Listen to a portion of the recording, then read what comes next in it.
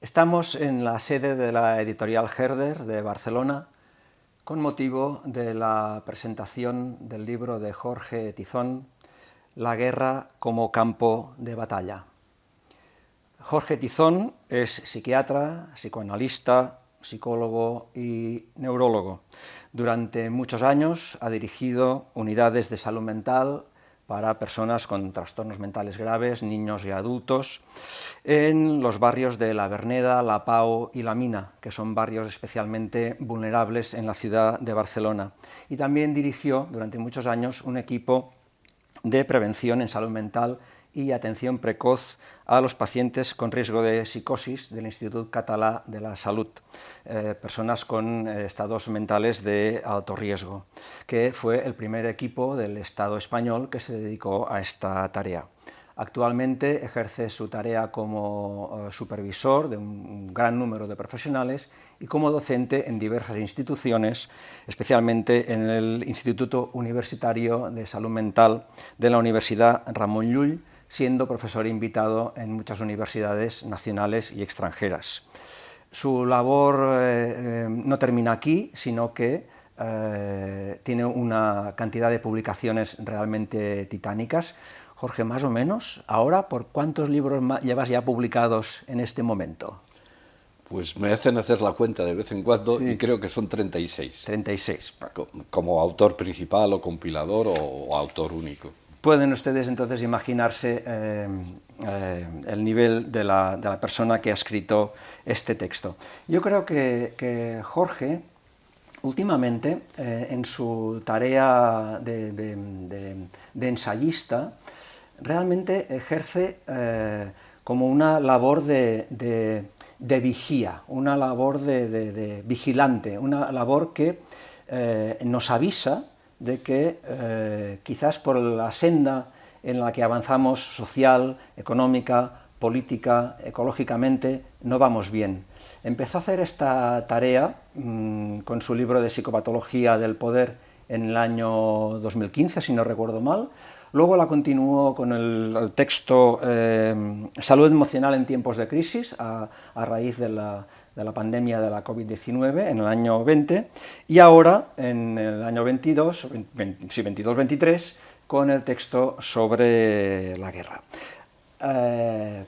Antes de empezar la entrevista propiamente dicha, pues me permitiré, si tú me lo permites, hacer una pequeña introducción a este texto, ¿no? Muy breve. La guerra como campo de batalla, a mi entender, es un libro especial dentro de la inmensa bibliografía que hay sobre la guerra. Es un libro especial, único. ¿Por qué? Porque analiza desde la óptica del psicoanálisis, pero también sin olvidar la sociología, sin olvidar la política, sin olvidar la economía, analiza los símbolos y los mitos y todas las creaciones, digamos, psicológicas que subyacen al belicismo y al militarismo. Símbolos y mitos y ficciones y proyecciones que, como muy bien señala nuestro autor, se acaban convirtiendo en acciones conductuales, ¿no? Entonces, este análisis me parece fundamental para poder entender qué sucede también cuando se organiza, o como dicen algunos, cuando se lía una guerra, ¿no? Porque cuando hay una guerra es como un combate de boxeo. En un combate de boxeo parece que hay dos personas que se están pegando, pero hay mucho entramado detrás, hay todo un entramado. Y en el caso de la guerra me parece que sucede exactamente lo mismo. El autor nos presenta las motivaciones de la guerra, un jugoso análisis sobre el belicismo propio de todo fascismo, una nueva perspectiva de las emociones en la que ya viene insistiendo desde hace un tiempo, especialmente en la emoción del miedo, que me parece fundamental, y me gustó mucho su análisis del miedo como cortocircuitante de los procesos cognitivos, y como muestras, al hablar de la psicopolítica y la versión que ofreces también de la psicopolítica, cómo se utiliza el miedo de alguna manera para conformar una opinión pública que a veces está más sesgada de lo que debería, ¿no? El libro está también plagado de datos, de críticas a las élites políticas y económicas que, a mi entender, pues no tienen desperdicio. Jorge, ¿cuáles serían las motivaciones que te llevaron a embarcarte en este proyecto? Pues mira, esto comenzó antes de la guerra contra Ucrania, de la guerra de los bloques sobre el suelo ucraniano, porque en realidad había visto, antes de la pandemia, tratando con jóvenes y niños en situaciones de especial dificultad, había visto o me había parecido intuir todo un aumento del belicismo en nuestra población y en particular en la gente joven, ¿no? Y luego, cuando comenzó la pandemia, esto entre los jóvenes de las clases medias era muy aparatoso, ¿no? En algunos casos, esta especie de belicismo y esta, bueno, apología casi, en algunos casos, del belicismo fascista, que no es siempre lo mismo, ¿no?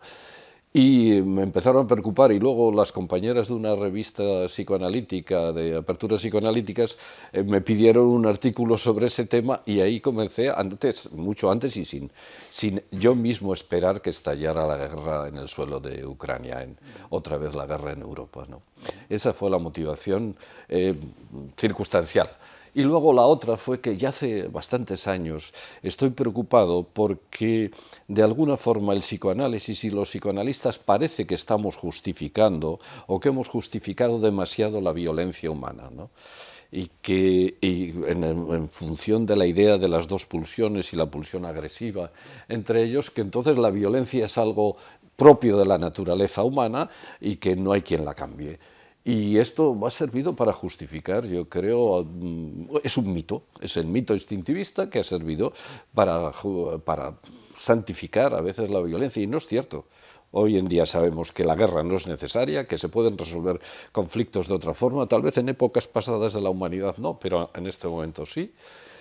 Y que además hay otras muchas emociones, vamos, en concreto otras 6 emociones, además de la ira, que son tan importantes en la especie humana como la ira, y que vale la pena desarrollar y que nos hacen pasárnoslo bien en la vida. Uh-huh.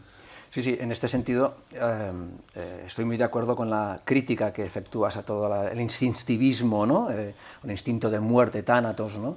Y solo recordar que Erich Fromm ya, él decía en el año 73, venía a decir algo así como que esta idea del instinto de muerte como esta pulsión destructiva, en realidad era una idea encubridora de las verdaderas motivaciones que él consideraba que eran fundamentalmente instrumentales de cara a la guerra, ¿no? Yo creo que en el fondo el texto que nos ocupa trata de responder un poco a la gran pregunta tolstoyana, ¿no? Es decir, ¿cómo puede ser que millones de personas vayan a la guerra, que millones de personas se maten entre sí, cuando difícilmente van a estar mejor en la guerra o después de la guerra, ¿no? En este sentido yo animaría a los lectores a leer este texto porque vale mucho la pena. Como decíamos, el texto versa fundamentalmente sobre mitos y símbolos, ¿no? Por ejemplo, nos hablas del mito de la guerra como sacrificio, por ejemplo, por la patria, ¿no? O de la guerra como vivificante, gestora de grandes héroes, ¿no? O como generadora de identidad, ¿no? Aquello que la guerra nos separa de unos, pero nos une a los propios de alguna manera, ¿no? Uh-huh. A tu juicio, de estos símbolos, que mencionas un buen número, ¿cuáles serían los más importantes, los más enraizados en nuestro...? Yo creo que has dicho los 3 de los principales, realmente. Habría que añadirle el instintivismo, es decir, la creencia esta de que la naturaleza humana es violenta. No, es violenta, pero también está llevada por el deseo, y también está llevada por la alegría, y también está llevada por el apego y la solidaridad, y también está llevada por la pena y la tristeza, que son otras emociones básicas humanas, ¿no? Y en ese sentido, esas otras emociones dan pie a otros mitos y a otros símbolos diferentes, ¿no? Yo diría que además otro de los símbolos, o gran parte de esos 4 grupos de símbolos y mitos que has recogido, están hoy en día dominados por o su substrato es el patriarcalismo falocrático y supremacista, que está detrás de gran parte de estos mitos guerreros. La guerra hoy no se necesita, la guerra es un recuerdo de tiempos pasados demasiado presente. En el siglo XXI creo que está habiendo 331 guerras, con el tiempo que llevamos de solo siglo XXI. Es decir, no es una cosa pasada, pero es una cosa que tenemos que hacer pasar porque no se necesita para el desarrollo de la humanidad. De hecho, es el principal retardatorio de la vida y del desarrollo de la humanidad. Sí, sí. Creo que hay algunos datos que apuntan que en los últimos 5.000 años ha habido más de 14.000 guerras.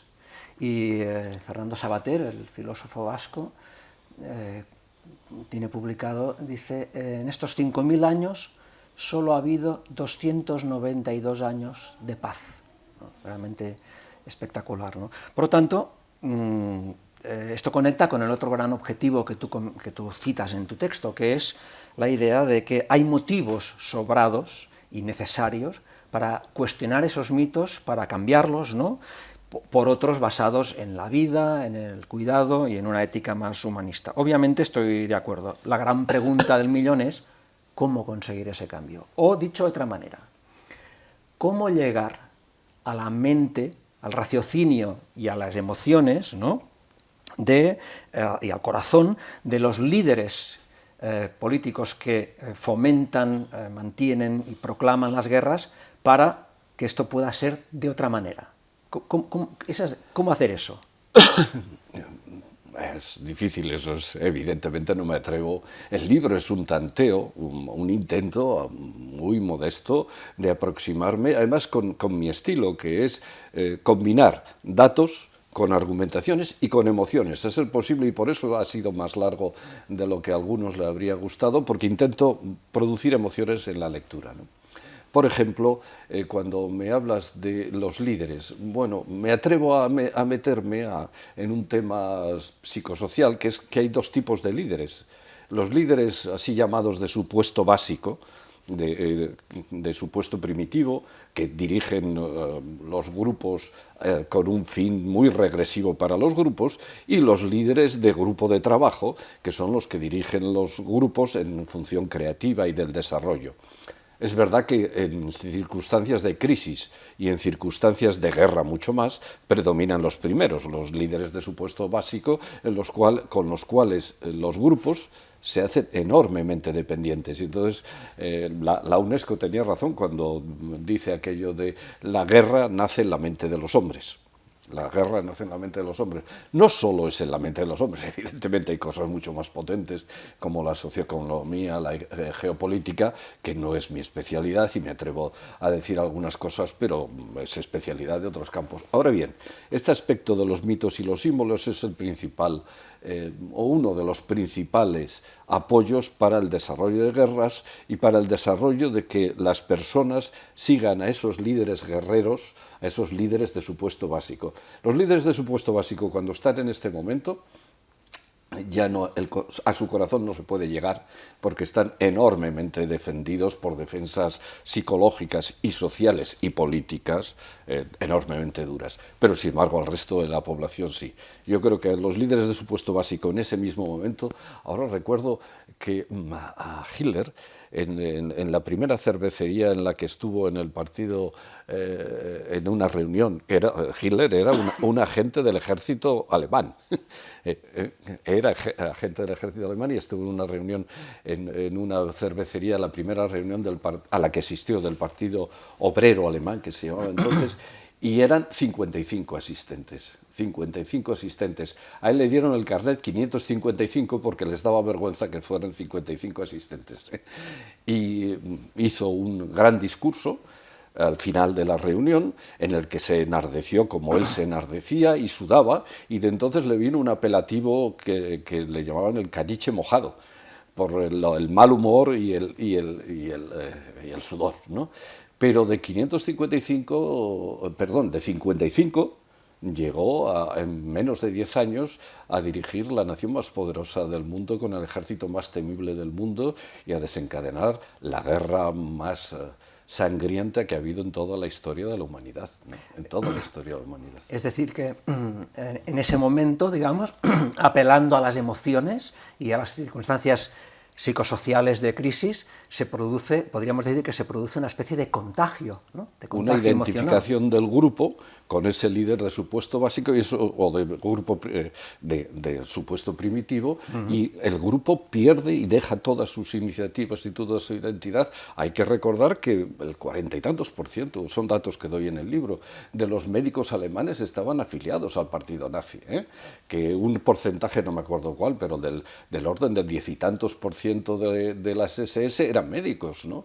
Que los psiquiatras participaron abrumadoramente en el movimiento nazi, que cuando terminaba Hitler un discurso, ya cuando el partido se levantaba todo el mundo enfervorecido y apoyaba lo que acababa de decir Hitler, que por ejemplo era el inicio de la Operación Barbarroja, la operación bélica más sangrienta de la historia, que es la invasión de la Unión Soviética con más de 3 millones de soldados alemanes, y que además tenían la orden de no hacer prisioneros y de destruir físicamente al menos 2 ciudades, físicamente Moscú y Petrogrado, entonces Leningrado, ¿no?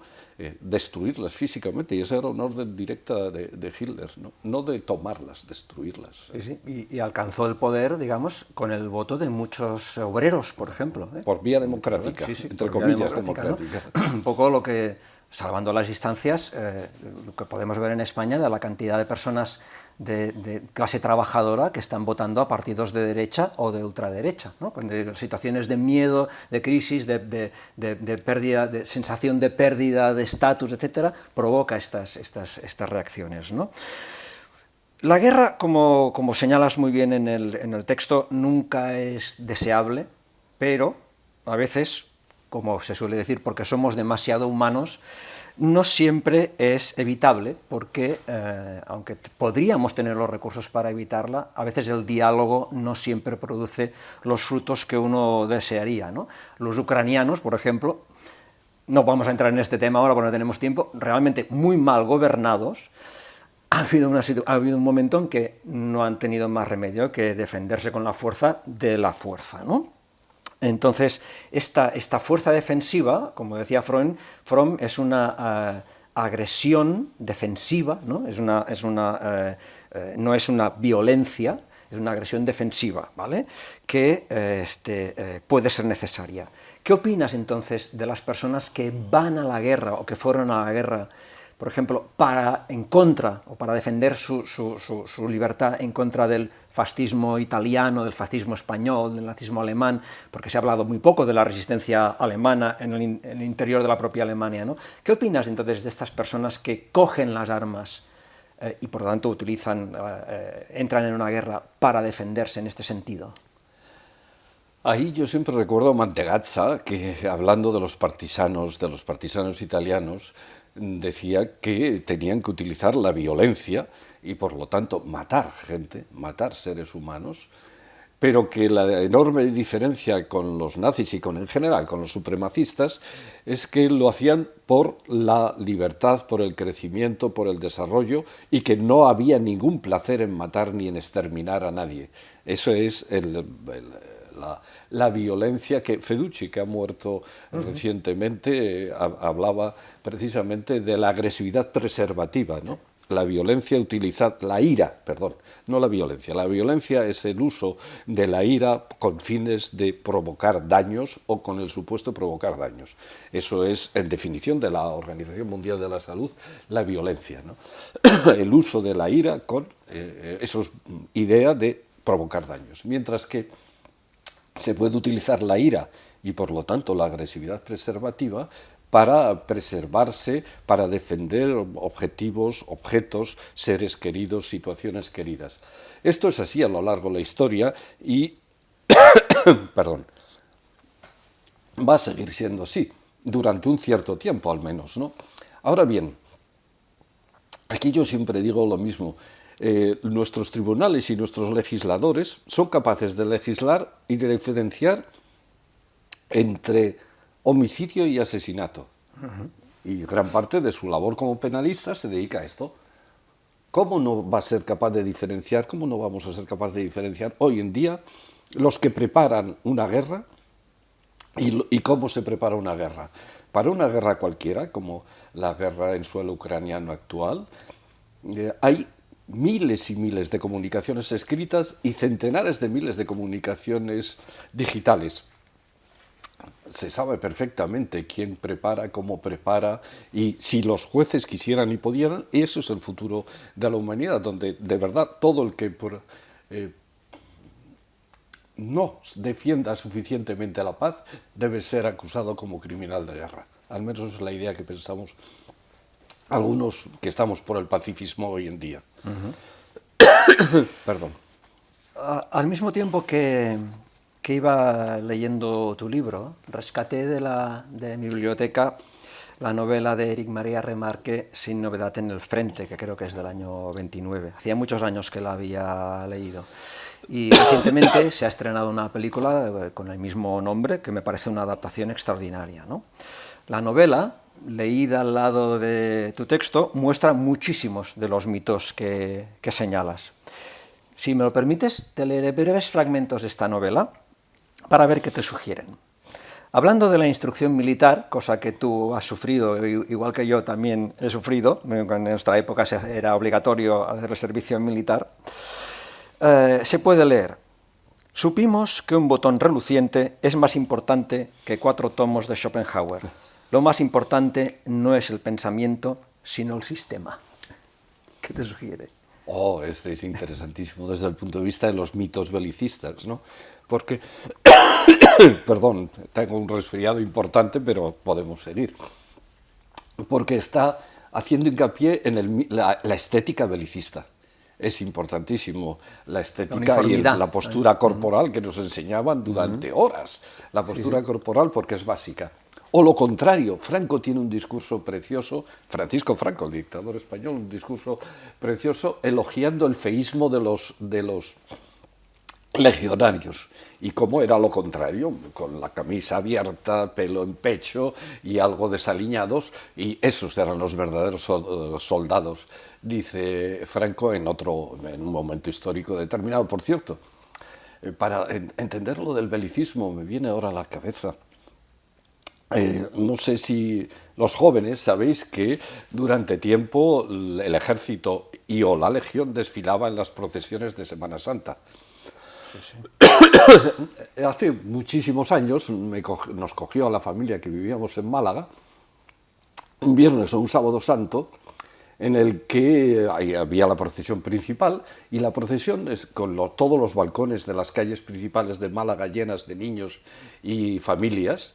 La procesión estuvo parada durante entre 2 y 4 horas. Imagínate lo que significa contener a decenas de niños por balcón, que éramos los niños entonces, contenerlos durante 2 o 4 horas. ¿Y esto por qué? Y al final nos contaron por qué, porque es que en esa procesión siempre desfilaba un tercio de la legión que venía directamente desde África, no sé si desde Alhucemas o dónde, y habían tenido un temporal cerca del estrecho y los había tenido parados, y estuvo parado durante horas toda la población de Málaga esperando que llegara la legión, que además sabéis cómo desfila, que pasan y casi uno no se entera de qué han pasado, menos si ves en guerra, que entonces se entera uno muy bien, pero si es en desfile no. Y eso es el aliento belicista de la población hasta ese extremo. Yo no sé cómo se pudieron, pero yo recuerdo todavía los balcones de enfrente llenos de niños y aguantándonos allí durante horas para que pasara la legión. Esos son los mitos de la estética belicista, y que es básico en el belicismo, y a la gente le gustan los uniformes. Breivik se fotografiaba con uniformes que se inventaba él, el multiasesino noruego, ¿no? Con armas súper sofisticadas, que dígame usted de dónde salen en uno de los países que tienen más armas controladas, etcétera. Les gusta. Sí, anula el pensamiento también, la uniformidad, ¿eh? En otra escena memorable del texto de Remarque, un soldado reflexiona tras matar a un enemigo y piensa para sus adentros: una orden ha convertido a estas sombras tranquilas en enemigos. Otra orden podría convertirlos en nuestros amigos. En una mesa cualquiera, unos caballeros que nadie de nosotros conoce, firman un escrito y aquí que desde aquel momento, por largo tiempo, nuestra suprema obligación consiste en hacer aquello que en tiempo normal es abominado por todo el mundo. Es muy cierto y tiene mucho que ver con la idea fundamental que defiendo en el libro y que, resumida un poco duramente, pero es que intento transmitir también emociones, ¿no? La guerra es una carnicería criminal orquestada por perversos, orquestada, no llevada adelante por perversos, orquestada por perversos, en la cual gentes que se conocen, dirigen y no se masacran, utilizan a gente que no se conoce, no dirige y se masacran entre ellos. Y se masacran hasta el extremo de eso, 100 millones en las dos guerras mundiales lanzadas por los países más cultos del mundo. 100 millones entre la Primera y la Segunda Guerra Mundial, en realidad 200, porque si se cuenta la gripe española, que es consecuencia de la Primera Guerra Mundial, son otros 100 millones de seres humanos más, ¿no? Y en ese sentido, en fin, vale la pena entender la guerra y las guerras desde esta perspectiva, y doy algunos elementos para ellos, como también la doctrina militar de no ceder hasta el último hombre, o las doctrinas militares del toque de huello, o lo mismo que escribió y firmó Hitler la idea de que esas dos ciudades debían ser aniquiladas, Leningrado y Moscú, ¿no? Y firmado, y además, y los generales alemanes, unos se resistieron, en fin, entre comillas, y otros lo intentaron directamente y luego dimitieron o fueron incluso ajusticiados por ello. Por ejemplo, la gente no sabe, y es otro dato que a mí me interesa que se sepa, que es que en la Segunda Guerra Mundial hubo al menos 4 batallas que mataron a más de 1 millón de personas cada una, que son las batallas de Leningrado, Stalingrado, Moscú y Kiev. La gente no tiene ni idea que en Kiev hubo una batalla sangrienta, absolutamente abominable, y además utilizando el invierno, el hambre, matando población civil, que con más de 1 millón de muertos, hay quien dice 2 millones incluso, ¿no? Kiev. ¿Y cómo esto no sale ahora que hay una guerra allí mismo? ¿Cómo no se dice y por qué no se dice? Por alimentar los mitos belicistas, porque no se diga qué brutalidad ya hubo allí y ahora estamos otra vez en las mismas, en el mismo lugar encima. Mismo lugar. Y utilizando el invierno también, ¿no? Y el hambre, como hizo Stalin también en los años 30, que provocó una mortandad tremenda, ¿no? La última frase del texto, me parece que es una frase para enmarcar, y tú hablabas de la carnicería. Tan solo el hospital da un auténtico testimonio de lo que es la guerra. Yo ahí es lo que no estaría del todo de acuerdo, ¿no? Y además lo explico en el libro, no con respecto al hospital. Bueno, luego te diré una cosa con respecto a esta novela. Sí, me has comentado que tenías una anécdota. Ya que la has traído y que es una anécdota esperanzadora, ¿no? Pero con respecto a eso del hospital, hay un nacionalista irlandés del siglo pasado que hablaba de los muertos honrados. Y cómo los muertos honrados, que son la inmensa mayoría del pueblo que muere en las guerras, ¿no? Vivifican, decía él, vivifican la tierra con su sangre y sus vísceras, ¿no? Yo creo que esa es, y para transmitir emociones, a mí creo que es más útil el símbolo de terrenos ocupados por cadáveres desmembrados de seres humanos, eventrados, con las vísceras fuera, con el cerebro repartido, mezclado con lodo, agua, lluvia.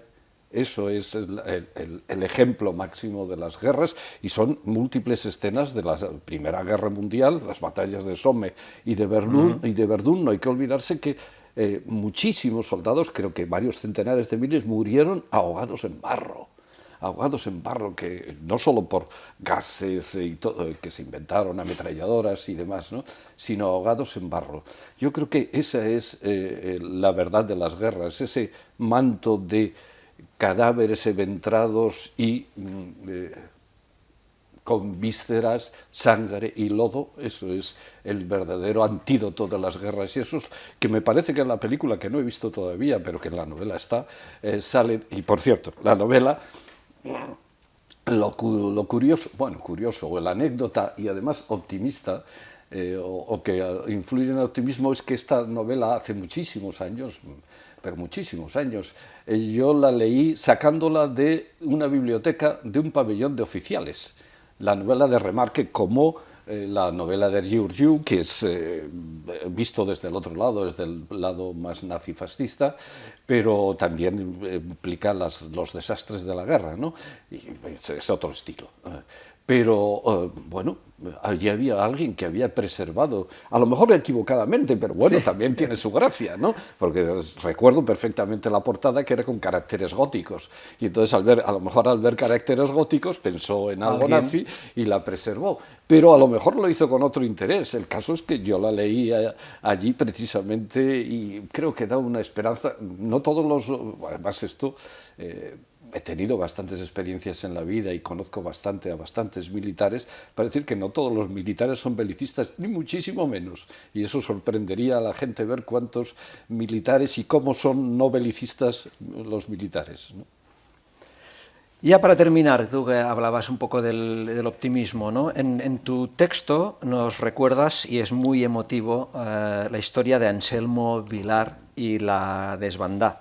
Para los lectores que todavía no hayan leído el libro, simplemente recordar que se trataba de un señor que que era farero, tenía un faro que iluminaba, que encendía todas las noches, y se dio cuenta este hombre que si encendía el faro que en su rotación iluminaba una carretera, los barcos y los aviones italianos, y alemanes y franquistas bombardeaban y ametrallaban a las personas que huían por esa carretera, de tal manera que Anselmo decidió apagar el faro, con lo que salvó un buen número, no sabemos si cientos o miles de vidas, con este acto de heroísmo y de altruismo, ¿no?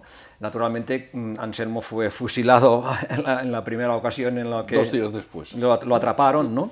Y esta anécdota de Anselmo Vilar me recordaba esa famosa tregua de Navidad de 1914, una tregua en la Primera Guerra Mundial, una guerra de trincheras estáticas que durante meses no se movían, en la que esa Navidad soldados alemanes, británicos y franceses alguien levantó una bandera blanca, empezaron a cruzar las trincheras, intercambiar saludos, intercambiar comida, cantaron villancicos, hicieron ceremonias fúnebres conjuntamente, y de repente alguien sacó un balón, que ya es curioso que alguien se lleve a una trinchera un balón, y se pusieron a jugar a fútbol tan ricamente, ¿no? ¿Podemos quizás terminar la entrevista, o podríamos terminar la lectura de tu libro recordando estas vivencias como un canto a la esperanza? Yo creo que es evidente que en realidad la violencia humana, a pesar de estas brutalidades de las que estamos hablando, está disminuyendo a lo largo de la historia.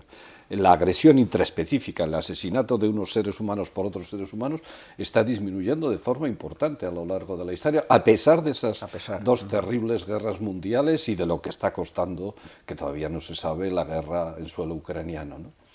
Pero este tipo de anécdotas es absolutamente común en las guerras, y lo que pasa es que el belicismo impide que se sepan. Y además la gente no se las acaba de creer. Por ejemplo, hoy se sabe que más de la mitad de los soldados de la guerra de secesión norteamericana no dispararon sus armas contra el enemigo, que eran otros norteamericanos, ¿no? Que como sucedió en la guerra civil, que cantidad de veces no se disparaban las armas, por ejemplo, los sucesos de Barcelona desde el 38, sin ir más lejos, ¿no? Que alrededor de un tercio de los soldados norteamericanos en Vietnam no participaron en los crímenes contra la población vietnamita, en las masacres de contra la población vietnamita, y que además no solo está el caso conmovedor de Anselmo Vilar, el farero de la Charquía en la provincia de Málaga, sino que hay muchas narraciones que todos los de determinada edad hemos oído, de guerrilleros ocultos en el desván, y cómo entra el ejército, oye que hay gente en el desván y sale, sin hacer nada en contra, o lo contrario, de guardias civiles arrinconados y cómo el guerrillero en el último momento no decide no disparar, ¿no? El maquis español, ¿no? Está llena la historia. O La vaquilla es una película española que trata sobre esto, sobre una confraternización de los ejércitos enemigos que, por ejemplo, todos los días se pasaba gente de un bando al otro. A veces se los tiroteaba en plena guerra española, pero muchas veces no se los tiroteaba. Y yo he oído contar pasos de un lado a otro. Soldados de Salamina es una novela que trata también de una de estas situaciones. Es decir, a pesar de todo y a pesar de ya estar metidos y dirigidos en una carnicería criminal en la que si no matas, mueres, que eso es el problema en las guerras, muere por la nación. Lo que no se suele decir es o serás asesinado, o serás asesinado. Es el paréntesis. Por ejemplo, el ejército alemán tiene, en la Segunda Guerra Mundial, tiene documentados al menos 30.000 fusilamientos, pero se piensa que fueron centenares de miles los que murieron ajusticiados por el propio ejército por no querer disparar.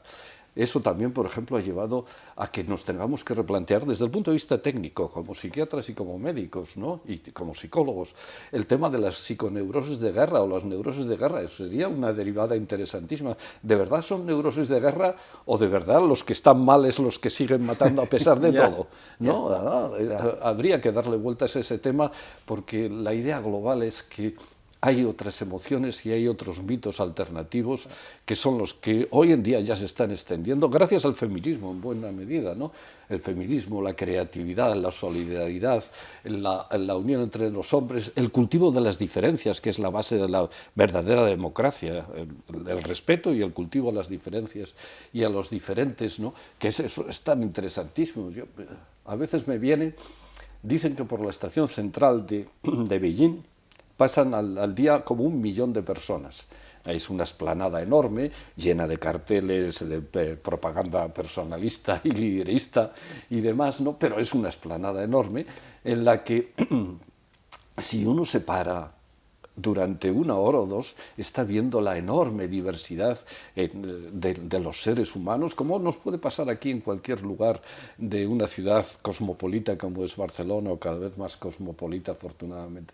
Es la enorme diversidad de los seres humanos en un vagón de metro. Esto en sí mismo es interesantísimo y estimula otras emociones de la humanidad, la de la solidaridad, la del amor a las diferencias, la de la pena y la tristeza por la cara que tienen algunos de ellos, en qué estarán pensando, qué tristezas habrán tenido, etcétera. Estas son otras emociones que están dando lugar a mitos, gracias sobre todo a la creatividad del feminismo y también a otro tipo de creatividades, y que es el futuro de la humanidad, creo que va por ahí, ¿no? Hay que trabajarse ese futuro, que no es fácil.